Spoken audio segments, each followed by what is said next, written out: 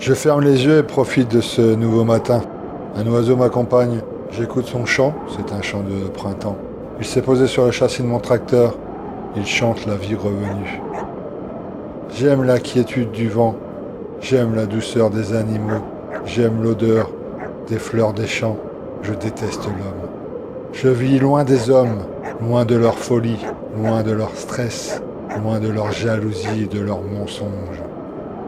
Je vis seul avec mon frère Jean. En hébreu, ce prénom est synonyme de Dieu a fait grâce ou Dieu pardonne. Mes parents adoraient le 4e évangile. Ils l'ont donc nommé ainsi. Moi, ils m'ont appelé Michel, comme l'ange. Dans ma famille, nous sommes de bons chrétiens. Je ne vais plus à l'église, trop de monde, mais je prie tous les soirs.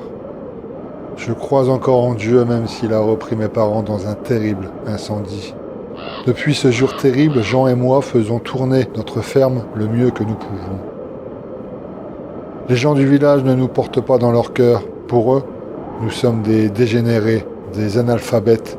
Ils pensent également que nous avons incendié notre ferme pour toucher l'héritage et l'argent des assurances. Certains disent que mon frère et moi dormons ensemble. C'est vrai que je n'ai jamais parlé à une femme de ma vie. Mais ce n'est pas la peine pour dire des âneries. De toute façon, notre Seigneur interdit ce genre de rapport. Je ne sais pas lire, je ne sais pas écrire, mais je possède en moi l'intelligence de la nature. Je peux prévoir la météo de demain juste en regardant le ciel, je n'ai pas besoin d'application à la mode pour ça. Je peux m'orienter dans le noir grâce à la cartographie des étoiles, je n'ai pas besoin de smartphone. Je peux vivre sans être assisté par un appareil électronique. Je suis libre et la nature est mon ami. Je coupe le moteur de mon tracteur. Il est déjà 22 heures. J'ai faim. Jean vient de rentrer les vaches et prépare le repas. Ce soir, c'est du cochon aux haricots rouges. Je dévore mon assiette comme un mort de faim. Le travail à la ferme creuse l'estomac. Jean part se coucher le premier.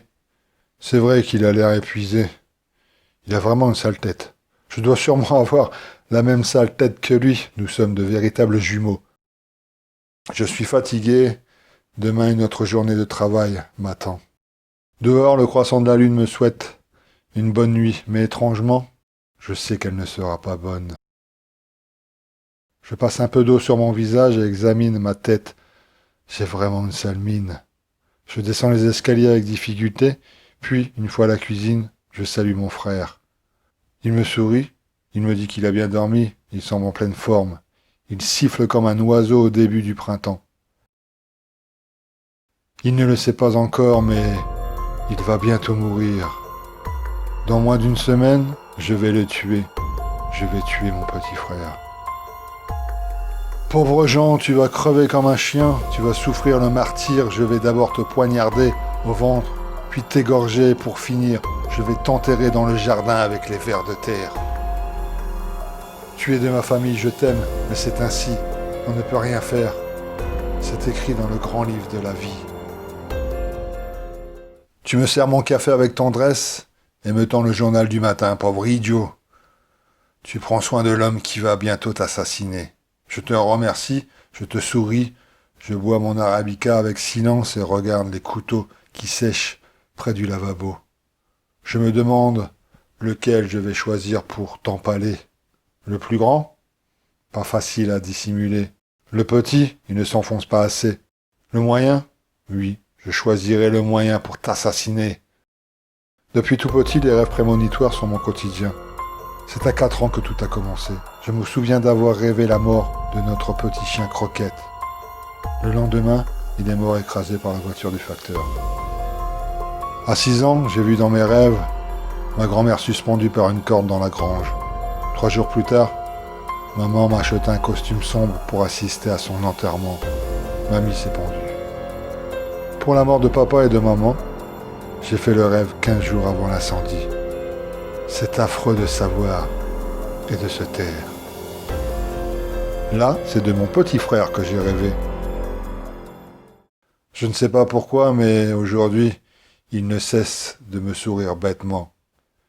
J'ai envie de lui dire, j'ai envie de lui annoncer sa mort, mais je ne peux pas. Je lui ai demandé ce qu'il souhaitait manger pendant ces 3 jours. Il a été surpris de ma question. Le dernier repas du condamné. Ça vous parle? Un steak et des frites, a-t-il répondu. Je reconnais là bien mon frère, j'aurais choisi la même chose. On n'est pas jumeaux pour rien, hein. Le soleil se lève pour la dernière fois dans la chambre de mon frère. Il se réveille sans bruit, mais j'entends tout de même ses pas avancer vers la mort.